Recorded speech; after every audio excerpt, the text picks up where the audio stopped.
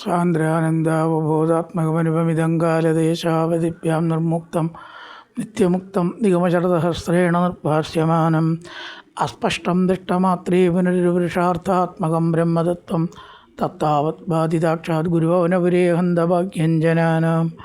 നമസ്കാരം.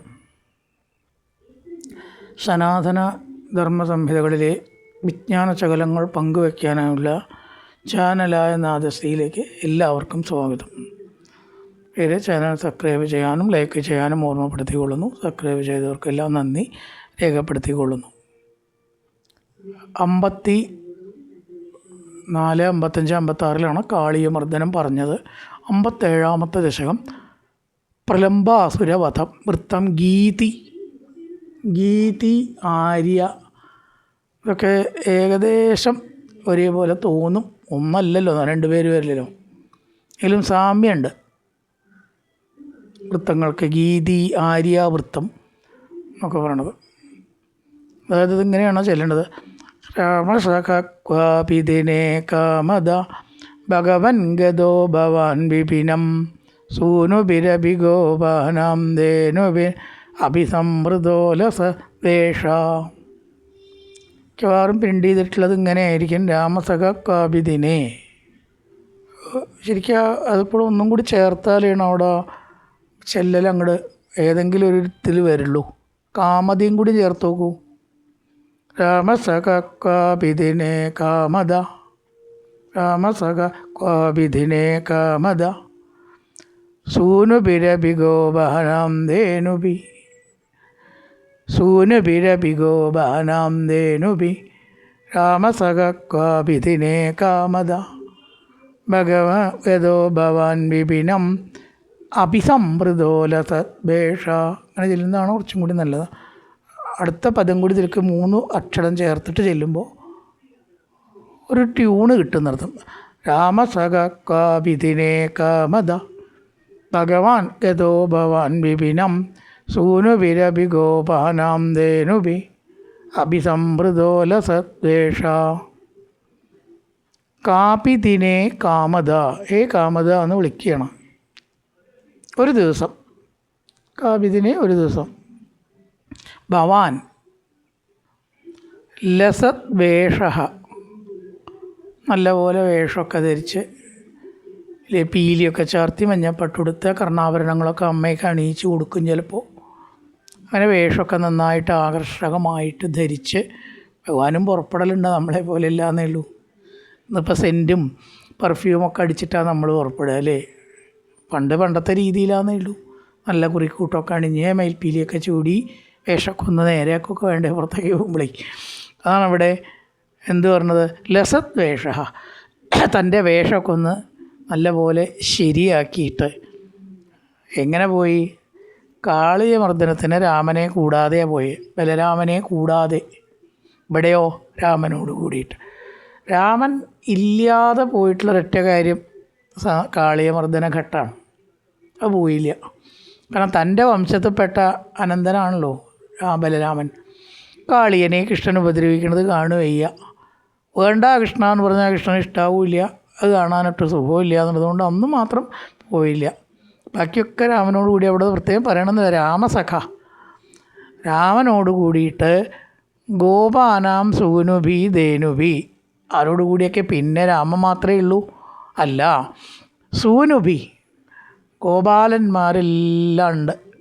വടി മുടിയങ്കോലും പശുവിനെ ആട്ടാനുള്ള കാര്യങ്ങളൊക്കെ കയ്യിലെടുത്ത് അല്ലേ, ചോറുള്ളിയും കാര്യങ്ങളൊക്കെ കയ്യിലെടുത്തിട്ടൊക്കെ പോകാമെന്നൊക്കെ മുമ്പ് ഒരിക്കലും പറയുന്നുണ്ടായി. പശുവിനെ മേയ്ക്കാനുള്ള എണ്ണങ്ങളൊക്കെ കയ്യിലൊടുക്കി ഒരു പട തന്നെയുണ്ട് ഗോപക്കുട്ടികൾ. അവരെല്ലാവരും ലഹളയൊക്കെ കൂട്ടി തകർത്ത് ആസ്വദിച്ച അങ്ങനെ പോവുകയാണ്. കുട്ടികൾക്ക് അങ്ങനെ എല്ലാവരും കൂടിയ ഒരു ഹരം ഉണ്ടാവാണ്ടല്ലേ. അതൊക്കെ അങ്ങനെ ഓരോന്നൊക്കെ അങ്ങനെ പറഞ്ഞിട്ടും ചിരിച്ചിട്ടും കളിച്ചിട്ടും. ഗോപാനാം സൂനുഭി, പിന്നെ ആരുണ്ട്? ധേനുഭി, ഭഗവാന് ഏറ്റവും ഇഷ്ടമുള്ള പശുക്കൾ. സാത്വിക ജീവിയാണ്. ആരെയും ഉദ്രവിക്കില്ല അല്ലേ. സാത്വികമായിട്ടുള്ള വസ്തുക്കളാണ് ശരീരത്തിൽ നിന്ന് തരണതൊക്കെ. പാല്, ഗോമൂത്രം. ഗോമൂത്രമടക്കം അതിഗംഭീര ഔഷധമെന്നാണ് പറയണത്. ഒരു ജീവിയുടെയും മൂത്ര ഔഷധമായിട്ട് നമ്മൾ കേട്ടിട്ടില്ല കേട്ടോ. ഉണ്ടാവാം, പശുവിൻ്റെ മാത്രമേ, അപ്പോൾ എത്ര ഗുണം ഉണ്ടാവണം പശു എന്ന മൃഗത്തിന്. അപ്പോൾ ധേനുഭി പശുക്കളോടും ഗോപന്മാരോടും കൂടിയിട്ട് അഭിസംവൃത, അഭി എന്ന് പറഞ്ഞാൽ അവ്യയം, അഭിസംവൃത എന്ന് പറഞ്ഞാൽ അഭി വേറെയാണോ, അഭിയാണ് രണ്ടുമുണ്ട്. അഭിസംവൃത ഗോപന്മാരോടും പശുക്കളോടും കൂടി ചുറ്റപ്പെട്ട് കാട്ടിലേക്ക് പോയി. വിപിനംഗത ക്വാപിതിനെ ഹേ കാമത എന്ന് വിളിച്ചുകൊണ്ട് പറയുകയാണ്. ഹേ കാമത, ഭക്തന്മാർക്ക് ഇഷ്ടം കൊടുക്കുന്ന ഭഗവാനെ. ക്വാപിതിനെ ഭഗവൻ എന്ന് വിളിക്കുകയാണ്. ഭവാൻ വിപിനംഗത, അങ്ങ് കാട്ടിലേക്ക് പോയി. ബാക്കിയൊക്കെ വിശേഷണമാണ്.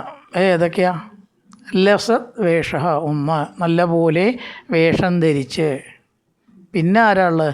രാമസഖ, ഏട്ടനായ ബലരാമനോട് കൂടി. പിന്നെയോ ഗോപാനാം, ഗോപന്മാർ. പിന്നെയോ പശുക്കൾ. ഈ 4 സംഗതികളോട് കൂടി വിപിനംഗത. വിപിനം ഗത, വിപിനത്തിലേക്ക് പോയി എന്നാണ് ക്രിയ. ഗത ക്രിയ. എവിടേക്ക് പോയി? വിപിനം. ഹേ ഭഗവൻ ത്വം വിപിനംഗത. എങ്ങനെയൊക്കെയാ? ലസത് വേഷ രാമസഖ ഗോപാനാം സൂനുഭി ധേനുഭി. പശുക്കളോടും ബലരാമനോടും ഗോപന്മാരോടും കൂടി നല്ല പോലെ വേഷമൊക്കെ ഒന്ന് നേരെയാക്കി ധരിച്ചൊന്ന് കേമാക്കി കാട്ടിലേക്ക് പോയി. രാമസഖ ക്വാപിതിനെ, ഒരു ദിക്കൽ ഒരു ദിവസം. കാമത ഭഗവൻ ഗതോ ഭവാൻ വിപിനം സൂനുവിരപി ഗോപാനാം ധേനുപി അഭിസംവൃതോ ലസത് വേഷ. അങ്ങോട്ടും ഇവിടെയിട്ട് കിടക്കണ വാക്കിന് ഒന്നിച്ച് നിരത്തൽ എന്നാണ് അന്വയം എന്ന് പറയുക. അവിടെയും ഇവിടെയാണ് കിടക്കണം. രാമസഖ ക്വാപിതിനെ കാമത ഭഗവൻ ഗതോ ഭവാൻ വിപിനം. ഗതോ വിപിനം ഗത, അങ്ങനെ അവസാനം വരിക. അതന്നെ വിപിനം ഗത എന്നാണ്. ഇത് എങ്ങനെയൊക്കെയാന്ന് പറഞ്ഞേക്കുക, അത്രയേ ഉള്ളൂ. സന്ദർശയൻ ബലായ സ്വൈരം വൃന്ദാവന ശ്രിയം വിമലാം കാണ്ടീരൈസ്തകബാലേ ഭാണ്ഡീരകമാഗമോ വടം ക്രീഡൻ. പോയിട്ട് എന്തൊക്കെയുണ്ടായി പറയണം. വിമലാം വൃന്ദാവനശ്രീയം. വൃന്ദാവനശ്രീ പറയാനൊന്നുമില്ല. നെയിലിൻ്റെ ശബ്ദം, കുയിലിൻ്റെ ശബ്ദം, മനോഹരമായിട്ടുള്ള പുൽത്തകിടികൾ, കാളന്തി നദി, പക്ഷികൾ, മൃഗങ്ങൾ, താമര. ഇതിലധികം ശ്രീ ഉള്ളൊരു സ്ഥലം ഉണ്ടോ എന്ന് സംശയവും. അങ്ങനത്തെ ഒരു സ്ഥലമാണ് വൃന്ദാവനശ്രീയം. ഇങ്ങനെ കണ്ട് സുഖമായിട്ട് ഇങ്ങനെ നടന്നു. വൃന്ദാവനത്തിൻ്റെ മനോഹരമായിട്ടുള്ള സൗന്ദര്യം ഭഗവാൻ ഏട്ടനെ കാണിച്ചു കൊടുത്തു. കണ്ടു ഏട്ടാ, കാളിന്തി നദിയുടെ ഒരു ഭംഗി നോക്കൂ, കോർത്തനത്തിൻ്റെ ഒരു ഗാംഭീര്യം നോക്കൂ, പുൽത്തകിടികളുടെ ഒരു മനോഹാരിത നോക്കൂ എന്നൊക്കെ പറഞ്ഞ് കാണിച്ചു കൊടുത്തു ഏട്ടന്. സന്ദർശയൻ ബലായ, അതായത് വൃന്ദാവനശ്രീയം സന്ദർശയൻ, വൃന്ദാവനത്തിൻ്റെ ആ ശ്രീയെ ഏട്ടനെ കാണിച്ചു കൊടുത്തു. വിമലാം ശ്രീ, മനോഹര മനോഹാരിത.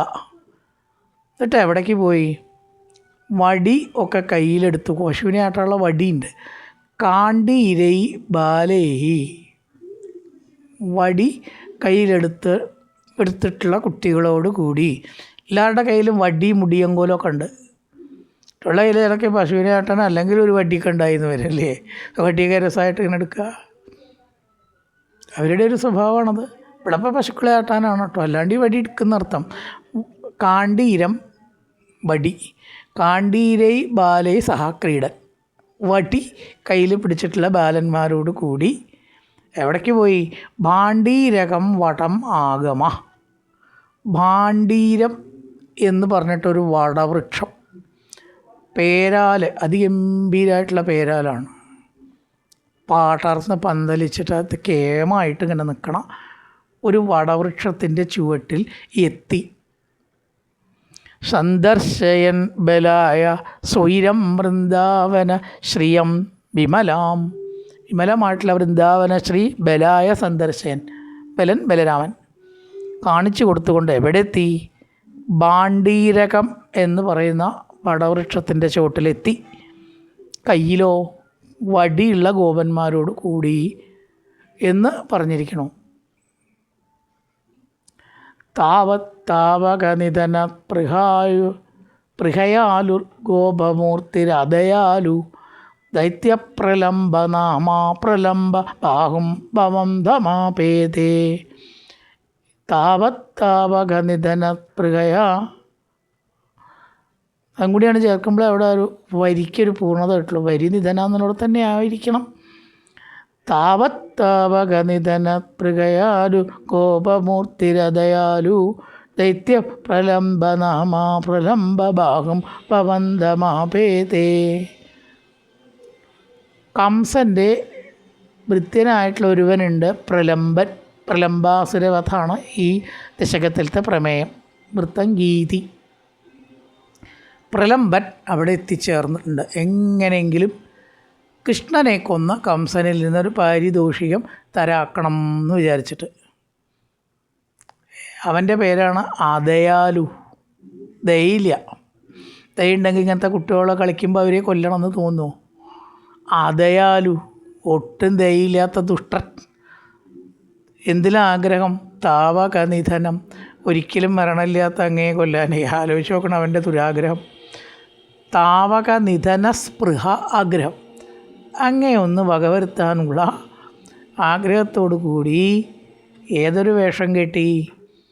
ഒരു ഗോപൻ്റെ വേഷം കെട്ടി. എന്നാൽ പിന്നെ അത്ര വേഗാണ്ട് അറിയില്ലല്ലോ, കുറേ കുട്ടികളുണ്ടേ. അതിൻ്റെ ഇടയിലൊരുവൻ ഗോപമൂർത്തി, ഒരു ഗോപമൂർത്തി ശരീരം സ്വീകരിച്ച് അതയാലുള്ളിൽ ദുഷ്ടത്തരാണ്. ആരാ? ദൈത്യപ്രലംബനാമ പ്രലംബബാഹും. ഇവിടെ വിശേഷണമാണ് പ്രലംബബാഹു, വലിയ കൈയുള്ളവൻ. പ്രലംബൻ, ലംബം എന്ന് പറഞ്ഞാൽ നീളം. ലംബം നീളമാണല്ലോ. ചേർത്താൽ കുറേയും കൂടി അതീവ നീളമുള്ള വെരി ലോങ് ആയിട്ടുള്ള കൈകളോടുകൂടി പ്രലംബബാഹു ആയിട്ടുള്ള പ്രലംബൻ. അവൻ്റെ പേരും പ്രലംബൻ എന്നാണ്. ഭവന്തമാപേതേ, ആർക്കും തൊടാൻ പറ്റാത്ത ഗുരുവായൂരപ്പ അങ്ങയെ വധിക്കാനുള്ള ദുരുദ്ദേശത്തോടു കൂടി എത്തി. നല്ലൊരു പ്രഭാതം എല്ലാവർക്കും ആശംസിച്ചുകൊണ്ട് നിർത്തുന്നു. നമസ്കാരം.